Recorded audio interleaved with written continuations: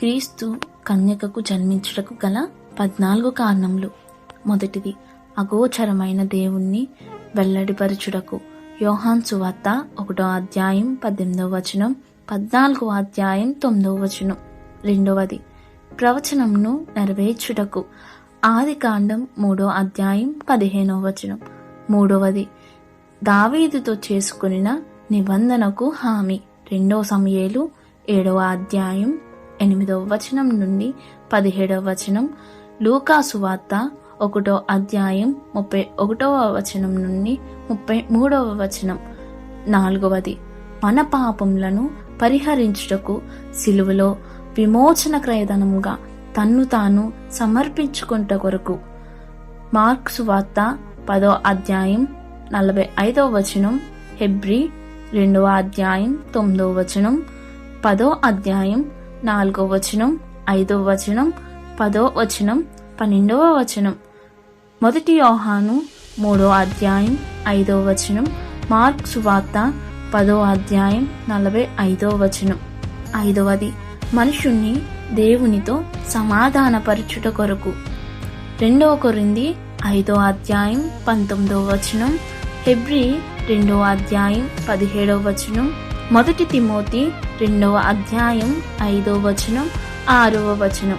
ఆరవది, విశ్వాసులకు మాదిరిని ఏర్పాటు చేయుట కొరకు.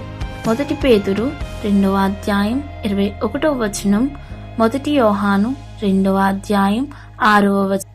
ఏడవది, విశ్వాసులకు ఒక ప్రధాన యాజకుని ఏర్పాటు చేయుట కొరకు. హెబ్రీ 2వ అధ్యాయం 17వ వచనం, 3వ అధ్యాయం 1వ వచనం.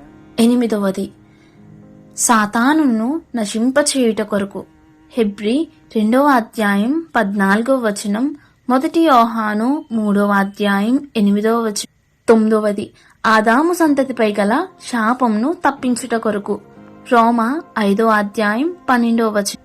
10వది, బీదలకు సువార్త ప్రకటించుట కొరకు, చెరలోనున్న వారిని విడిపించుట కొరకు, గ్రుడ్డి వారిని స్వస్థపరచుట కొరకు. లూకా సువార్త 4వ అధ్యాయం 18వ వచనం. 11వది, నలిగిన వారిని విడిపించుట కొరకు. లూకా సువార్త 4వ అధ్యాయం 18వ వచనం. 12వది, ప్రభువును హితవత్సరంగా ప్రకటించుట కొరకు. లూకా 4వ అధ్యాయం 19వ వచనం. 13వది, విశ్వాసులకు నిత్య జీవం నిచ్చుట కొరకు.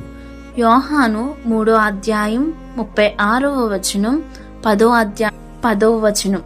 14వది, తండ్రి అయిన దేవుని మహిమపరచుట కొరకు. యోహాను 13వ అధ్యాయం 31వ వచనం, 14వ అధ్యాయం 13వ వచనం, 17వ అధ్యాయం 4వ వచనం.